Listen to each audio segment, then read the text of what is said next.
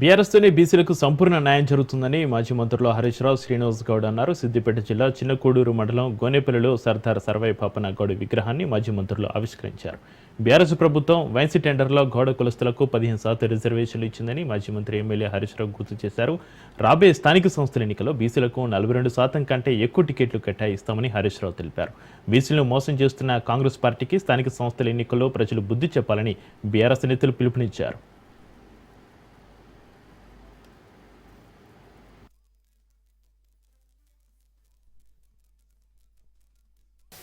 పదేళ్ళు మన గవర్నమెంట్ ఉంటే సార్ ఒక్క ఎక్సైజ్ వాడు మా దిక్కు చూడలే, కన్నెత్తి చూసిన కూడా లేడు, మా దిక్కు వచ్చినోడు లేడు. మంచిగా బేరం నడిచింది. ఇదేంటి సార్, మేము ఏమీ కాలే, కల్తీ లేదు, కంప్లైంట్ లేదు, దవాఖానలో వెళ్ళలేదు, రాత్రికి రాత్రి వచ్చారు, వేసుకపోయి జైళ్ళలో మారేస్తుంది. ఇదేంటి సార్ అని చెప్పి మా గౌరవంగా ఎంతో బాధపడ్డటువంటి పరిస్థితి. ఇట్లా అనేక చోట్ల మా నారాయణరావుపేట మండలంలో కూడా ఎంపీపీ బీసీలకు ఇచ్చిన ఓసీ ఉంటే, మా సిద్దిపేట రూరల్లో జెడ్పీటీసీ ఓసీ ఉంటే శ్రీహరి గౌడ్ అని జెడ్పీటీసీగా బీసీని పెట్టి గెలిపించుకున్నటువంటి సందర్భాలు ఉన్నాయి. అట్లా అనేక అవకాశాలు ఇచ్చినాం. తప్పకుండా రాబోయే రోజుల్లో బీఆర్ఎస్ పార్టీ గతంలోనే వీళ్ళు ఇప్పుడు మాటలు చెప్పిండ్రు, పోయిన పంచాయతీరాజ్ ఎన్నికల లెక్క తీస్తే 41% బీసీలకు గతంలోనే బీఆర్ఎస్ పార్టీ టికెట్లు ఇచ్చింది. ఇప్పుడు ఇంకా ఎక్కువ ఇవ్వడానికి కూడా తప్పకుండా మేము ప్రయత్నం చేస్తాం. కేసీఆర్ గారు ఎప్పుడైనా కుల వృత్తులను బీసీల పక్షపాతిగా ఉన్నటువంటి వ్యక్తి. బీఆర్ఎస్ ప్రభుత్వం పార్టీ రాబోయే రోజుల్లో కూడా ఇంకా అన్ని రకాలుగా కూడా ముందుకు తీసుకొని వెళ్తుంది.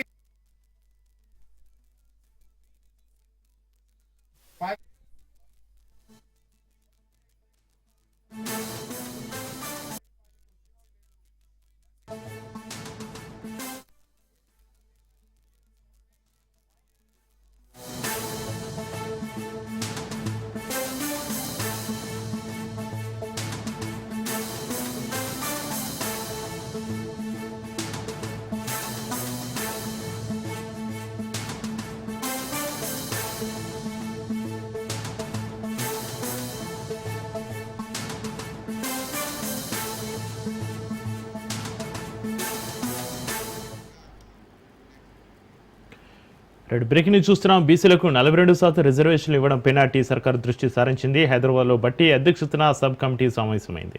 బీసీ రిజర్వేషన్ల పెంపుపై ఏ విధంగా ముందుకెళ్లాలనే దానిపై రాజ్యాంగ నిపుణులు, న్యాయ విధుల సలహాలు, సూచనలు స్వీకరించనుంది కేబినెట్ సబ్ కమిటీ. ప్రభుత్వం విధించిన గడువు ప్రకారం ఆగస్టు 28వ తేదీలోపు కేబినెట్ సబ్ కమిటీ ప్రభుత్వానికి నివేదిక సమర్పించాల్సి ఉంది. ఆగస్టు 29న కేబినెట్ సమావేశం నిర్వహించి సబ్ కమిటీ నివేదిక ఆధారంగా స్థానిక సంస్థల ఎన్నికల్లో రిజర్వేషన్లపై మంత్రి మండలి నిర్ణయం తీసుకోనుంది.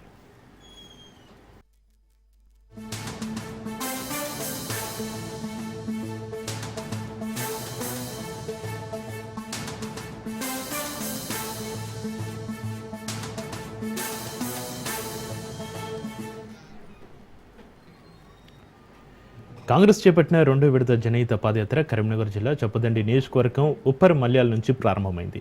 ముఖ్య అతిథులుగా Congress incharge Meenakshi Natarajan, PCC chief Mahesh Kumar Goud సహా పలువురు మంత్రులు, ఎమ్మెల్యేలు హాజరయ్యారు. ప్రజా సమస్యలను తెలుసుకునేందుకు జనహిత పాదయాత్ర చేపట్టినట్లుగా మంత్రి అడ్లూరి లక్ష్మణ్ తెలిపారు. ప్రజా సంక్షేమే ధ్యేయంగా తమ ప్రభుత్వం ముందుకెళ్తుంది అన్నారు.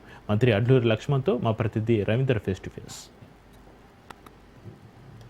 మంత్రులతో పాటు అదేవిధంగా టీపీసీసీ చైర్మన్ ఒకవైపు గౌడ్, మహేష్ గౌడ్తో పాటు నటరాజన్, మంత్రులు, ఎమ్మెల్యేలు, ఎమ్మెల్సీలు కూడా ఇందులో పాల్గొని ఉన్నారు. ప్రస్తుతానికి ఉప్పర్ మల్యాల్లో ఉన్నాం. ఉప్పర్ మల్యాల్లో మంత్రి మనతో పాటు ఉన్నారు.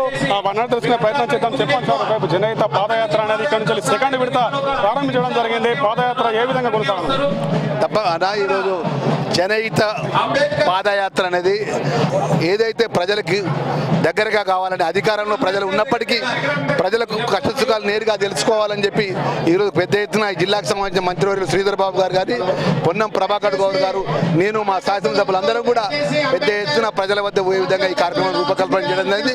ప్రజలకు కష్టసుఖాలు అధికారులు ఉన్నప్పటికీ కూడా ప్రజల దగ్గర మేము పోవాలని ఒక ఆలోచనతో ఈ పాదయాత్ర మొదలుపెట్టడం జరిగింది.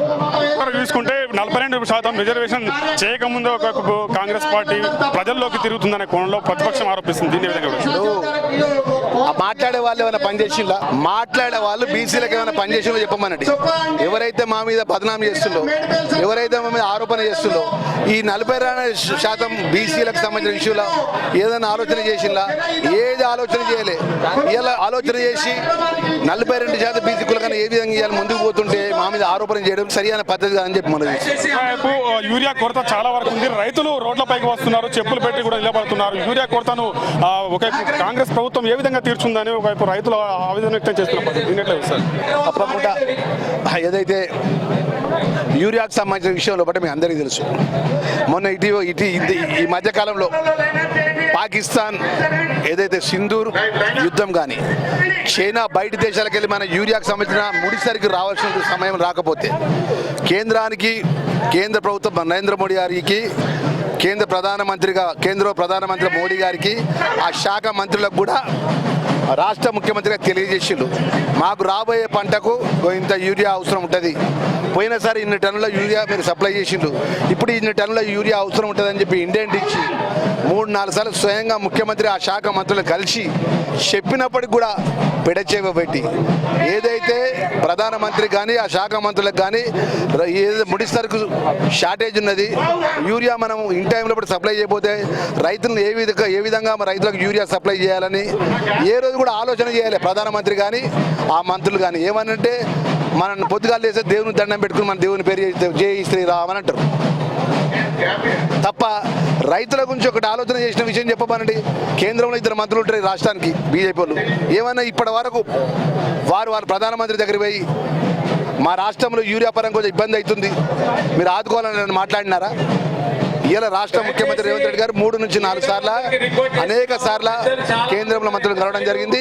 యూరియాకున్న ఇబ్బంది అవుతున్నది కొద్ది రోజుల్లో కూడా అది అధిగమిస్తాం. ఎందుకంటే రామగుండం ఎరువుల కూరగాయలు మొదలవుతుంది, ఎరువుల కరవారగా మొదలవుతుంది. దాని ద్వారా యూరియా షార్టేజ్ అధిగమిస్తామనే విషయాన్ని రైతాంగాన్ని తెలియజేస్తాను.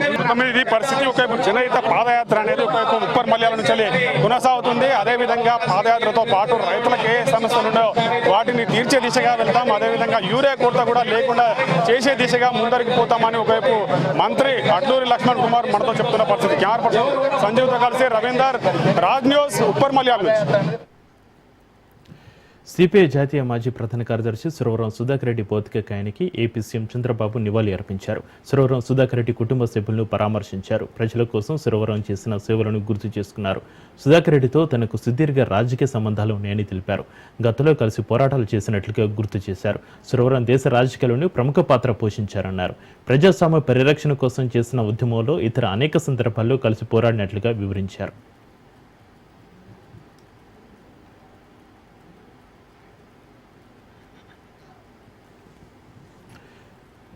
సురవరం సుధాకర్ రెడ్డి మరణం తీరని లోటని సీఎం రేవంత్ రెడ్డి అన్నారు. సిపిఐ కార్యాలయంలో సురవరం భౌతిక కాయానికి సీఎం రేవంత్ రెడ్డి నివాళులర్పించారు. సురవరం చివరి వరకు ఆశయ సాధన కోసం పనిచేశారన్నారు. ఏ రోజు కూడా అహంకారాన్ని దరిదాపుల్లోకి కూడా రానివ్వలేదన్నారు.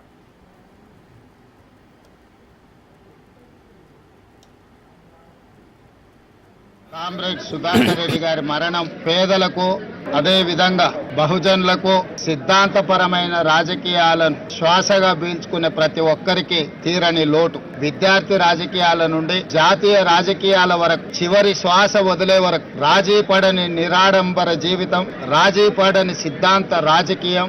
ఏఐఎస్ఎఫ్ నుంచి మొదలు పెడితే జాతీయ ప్రధాన కార్యదర్శి వరకు పార్లమెంట్ సభ్యుడిగా వివిధ హోదాలలో పనిచేసిన ఏ రోజు కూడా అహంకారము అహంభావాన్ని తన దరిదాపులకు రానియకుండా కంచుపాడు కామ్రేడ్ గా పాలమూరు జిల్లా బిడ్డగా వారు వన్నె తెచ్చిండ్రు. మొన్న జరిగిన శాసనసభ సమావేశాలలో వారు ఒక లేఖ మిత్రులు సాంబశివరావు గారితో నాకు పంపించిండ్రు. తెలుగు విశ్వవిద్యాలయానికి ఆనాడు హైదరాబాద్ రాష్ట్ర విముక్తి పోరాటంలో పత్రికా సంపాదకుడుగా ఎనలేని సేవలు అందించి నిజాం నిరంకుశ రాజ్యాన్ని నుంచి పేదలకు విముక్తి కలిగించిన సురవరం ప్రతాప్ రెడ్డి గారి పేరు పెట్టాలి అని వారు నాకు లేఖ రాయడం జరిగింది.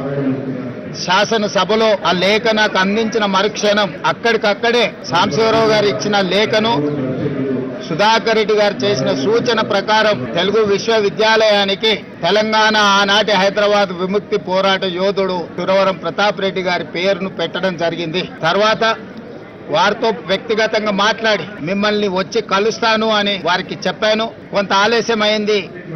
ఈ రకంగా కలుస్తానని నేను ఊహించలేదు.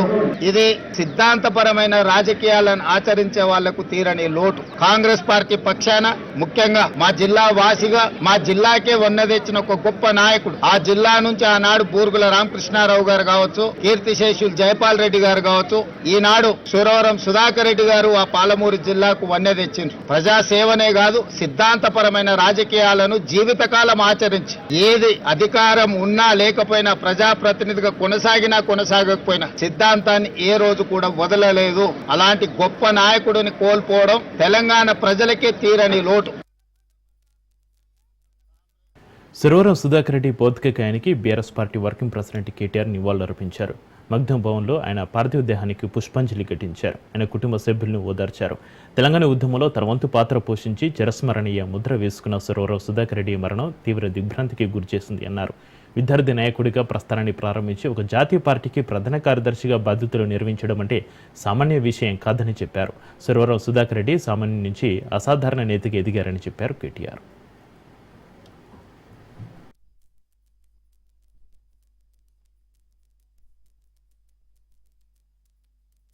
ప్రజానాయకులు ఎన్నో విప్లవ ఉద్యమాల్లో, ఎన్నో ప్రజా ఉద్యమాల్లో, ఎన్నో కార్మిక ఉద్యమాల్లో, తెలంగాణ ఉద్యమంలో తన వంతు పాత్ర పోషించి చిరస్మరణీయమైన ముద్ర వేసుకున్న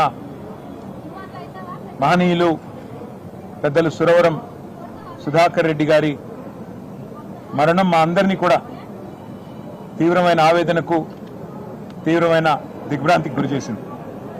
వారు అంచెలంచెలుగా ఒక విద్యార్థి నాయకుడిగా తన ప్రస్థానాన్ని ప్రారంభించి ఒక జాతీయ పార్టీకి జాతీయ స్థాయిలో ప్రధాన కార్యదర్శిగా 7 ఏళ్ల పాటు బాధ్యతలు నిర్వహించడం అంటే సామాన్యమైన విషయం కాదు. నిబద్ధతతో మొదటి నుండి ప్రజల పట్ల ఒక స్పష్టమైన ప్రజా సమస్యల పట్ల ఒక స్పష్టమైన అవగాహనతో అన్ని ప్రజా సమస్యల విషయంలో కూడా క్రియాశీలంగా వ్యవహరించిన సురవరం గారు మన మధ్య లేకపోవడం అనేది ప్రజా ఉద్యమాల్లో పనిచేసిన ప్రతి ఒక్కరికి కూడా తీరని లోటు. వాళ్ళ పెద్దలు కేసీఆర్ గారు వారితో ఉన్న తన అనుభవాలను కూడా గుర్తు చేసుకుంటూ వారి తరఫున అదేవిధంగా మా పార్టీ తరఫున కూడా మరి హృదయపూర్వకమైన వినమ్రమైన నివాళులు అర్పిస్తూ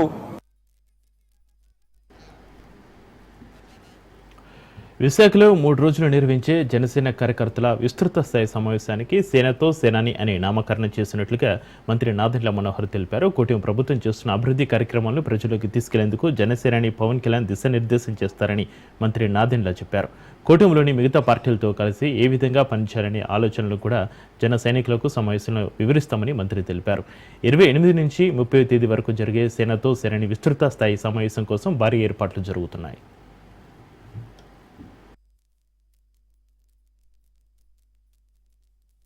గత సంవత్సరం నుంచి మేము అందించిన సుపరిపాలన, సంక్షేమం, సూపర్ 6 ద్వారా మేము అందించిన కార్యక్రమాలు ఎంతవరకు మేము చేయగలిగాం, మరింత మెరుగైన సేవలు చేయడానికి మేము ఏ కార్యక్రమాలు చేయాలి, ఈ సమాచారం జనసేన పార్టీలో ఉన్న క్రియాశీలక సభ్యులు ఒక బాధ్యతతోటి క్షేత్రస్థాయిలో తీసుకెళ్లే విధంగా ఈ కార్యాచరణని మా పార్టీ అధ్యక్షులు పవన్ కళ్యాణ్ గారు ముందు తీసుకొచ్చారు. ఇది ఒక అద్భుతమైన సమావేశం. 3 రోజుల పాటు విశాఖపట్నంలో రాష్ట్ర ఉప ముఖ్యమంత్రి మా పార్టీ అధ్యక్షులు పవన్ కళ్యాణ్ గారు అందుబాటులో ఉండి మా క్యాడర్ తోటి ఆయన ముఖాముఖి సమావేశాలు ఏర్పాటు చేసుకుని వాళ్ళ మనోభావాలు తెలుసుకునే విధంగా, వాళ్ళలో ఒక ధైర్యం నింపే విధంగా, రాబోయే రోజుల్లో కర్తవ్యంతో ఒక బాధ్యతతోటి కూటమిలో మనం ఎట్లా కలిసి పనిచేయాలి, ఏ విధంగా మన కార్యాచరణ ముందుకు తీసుకెళ్లాలి, దానిపైన ఈ ప్రోగ్రాం రూపొందించడం జరిగింది. దీనికి ఒక నామకరణ, ఒక అద్భుతమైన టైటిల్ కూడా ఆయన డిసైడ్ చేసి చెప్పారు, సేనతోటి సేనాని.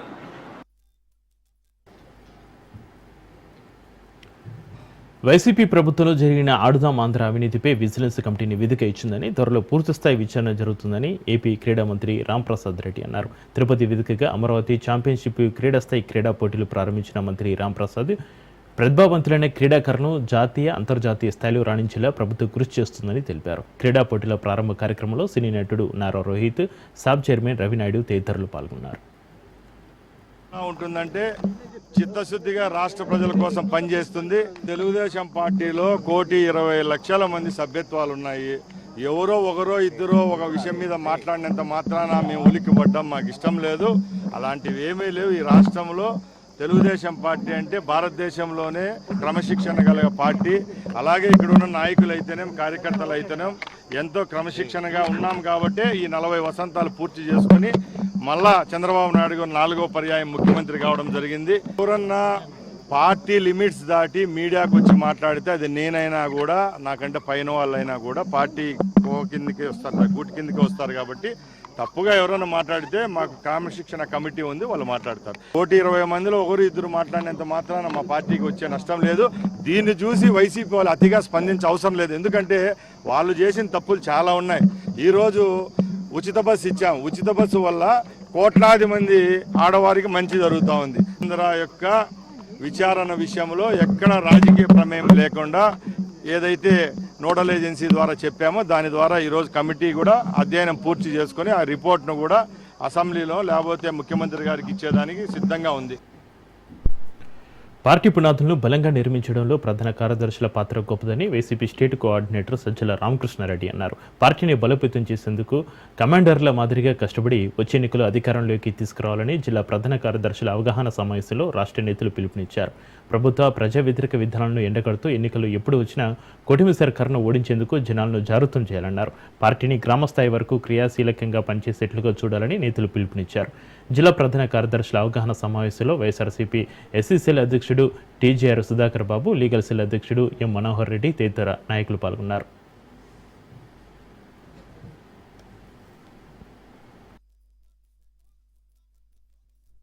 అధ్యక్షుడు ప్రధాన కార్యదర్శి కలిస్తే అది అత్యంత కీలకమైన కేంద్ర బిందువు పార్టీకి. ఈ బాధ్యతను ఎట్లా చేయాలనేది కూడా చెప్తున్నాం. ఏ రకంగా మనం చేయాలా, ఏ రకంగా డెలివరీ చేయాలా, ఇట్లా చేయడం ద్వారా పార్టీకి ఏ రకంగా ఎంత ఉపయోగం ఉంటుంది అనేది కూడా మీరు కూడా ఆ అధ్యక్షుడికి నమ్మకం కలిగించే పని మీరు చేయాలి. మనకు అప్పచెప్పిన బాధ్యతను ఇంతవరకు నేను సక్రమంగా నిర్వహిస్తే జగన్మోహన్ రెడ్డి గారికి చాలా బాగా ఉపయోగపడినట్టు, సేవ చేసినట్టు పార్టీకి. మన టీంను కలుపుకుపోయి మన వెంబడి ఉండే వాళ్ళను మనకు ఎవరెవరిని ఇస్తారో వాళ్ళను కలుపుకొని ఒక పర్ఫెక్ట్ మెషిన్ లాగా పనిచేయగలగాలి. ఈ టీంను ఎఫెక్టివ్గా రన్ చేయడము, కింది వరకు ఎప్పటికప్పుడు మానిటర్ చేసుకుంటుండడం, రిపోర్ట్స్ జనరేట్ చేయడం, దీనికి లిమిట్ లేదు ఎంత చేయాలనేది. మనం ఎంతవరకైనా పోవచ్చు మనకున్న ఓపిక, దీన్ని బట్టి ఇంకా స్థానిక పరిస్థితులను బట్టి మనకున్న క్రియేటివిటీ అనండి, మనకున్న శక్తి సామర్థ్యాలు అనండి పూర్తి ఉపయోగించుకోవచ్చు. అది పార్టీకి అవసరం. బట్ ఒక్కటి గుర్తించాల్సింది ఏంటంటే మనం ఇండివిజువల్ స్ట్రెంగ్త్ కంటే టీంలో ఉండే స్ట్రెంగ్త్ పెద్దది. ఈ టీంను బిల్డ్ చేసుకోగలిగితే జగన్మోహన్ రెడ్డి గారికి బ్రహ్మాండంగా మనం ఆయన ఎక్స్పెక్ట్ చేసే దానికంటే 2 ఇంతలు చేసినట్టు, మేలు చేసినట్టు, లేదు పార్టీకి అంత బ్రహ్మాండంగా సేవ చేసినట్టు.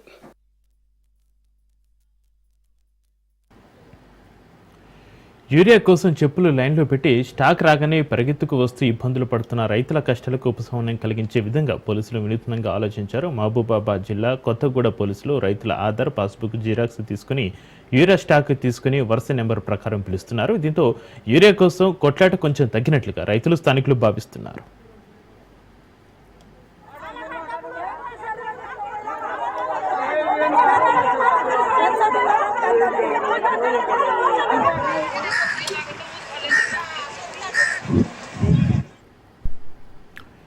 ఎరువుల కొరత నేపథ్యంలో రైతులు తీవ్ర ఇబ్బందులు పడుతున్న వేళ వరంగల్ జిల్లాలో ఎరువుల అక్రమ నిల్వలు కలకలం సృష్టించాయి.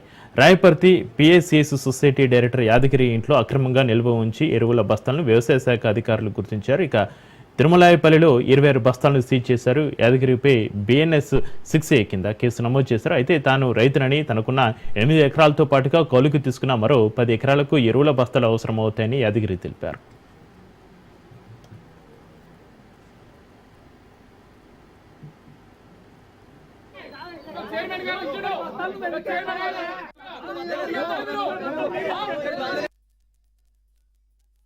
ఈరోజు తిరుమలాపల్లి గ్రామంలో యూరియా డిస్ట్రిబ్యూషన్ చేస్తూ ఉండగా మాకు కొంతమంది రైతులు ఇస్తున్న సమాచారం ప్రకారం ఒక రైతు ఇంట్లో అక్రమంగా నిల్వలు ఉన్నాయి సార్ అనేసి తెలియజేయడం జరిగింది. దాంట్లో భాగంగా మాకు అనుమానంతో ఆ రైతు యొక్క ఇంట్లోకి నేను, మా ఏఈఓస్, అలాగే గ్రామ పంచాయతీ అధికారులు కలిసి వారి యొక్క ఇంటిని తనిఖీ చేయడం జరిగింది. ఆ తనిఖీలో భాగంగా ఒక 20 యూరియా బస్తాలు కనిపించడం జరిగింది. వీటన్నిటిని కూడా రైతును వివరణ కోరగా మీకు ఎక్కడి నుంచి రావడం జరిగింది, మీకు దీనికి సంబంధించిన రసీదు బిల్లులు ఎక్కడ ఉన్నాయి అనేసి అడగడం జరిగింది. తనిఖీ చేస్తూ అతను ఎటువంటి ఆధారాలు కూడా చూపించకపోవడంతో అక్రమంగా నిల్వ చేసినాడనేసి గుర్తించడం జరిగింది.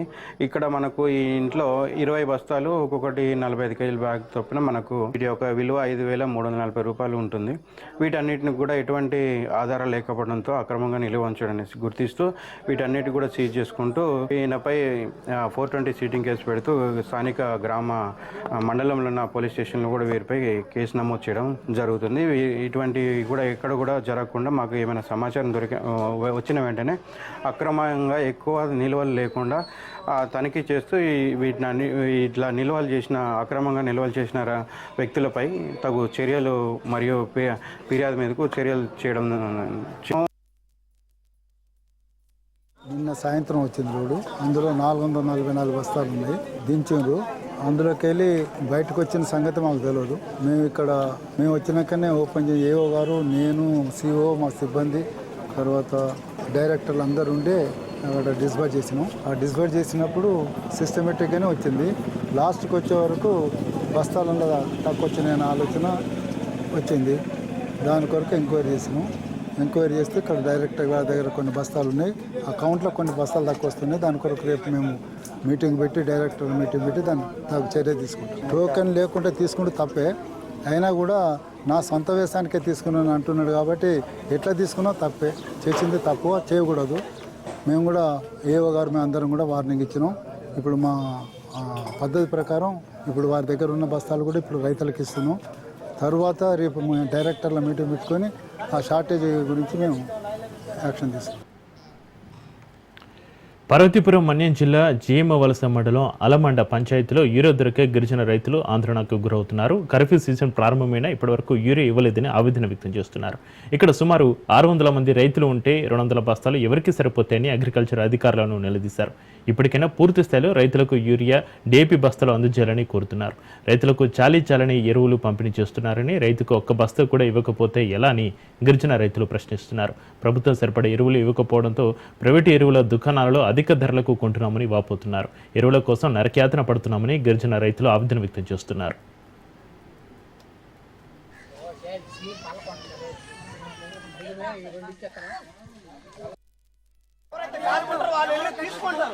అది ఆధార్ కార్డు నెంబర్ తీసుకుంటే 10 బ్యాగులు ఇచ్చే తెలగవుద్దండి. ఇప్పుడు 1B అంటుండ్రు, ఇవన్నీ అంటుండ్రు. మీరు మా విలేజ్ ప్రకారం అందరూ ఉన్నప్పుడు మీరు పిలిస్తే వచ్చారు అంతే. యూరియా వచ్చిందో ఉదయం కదా,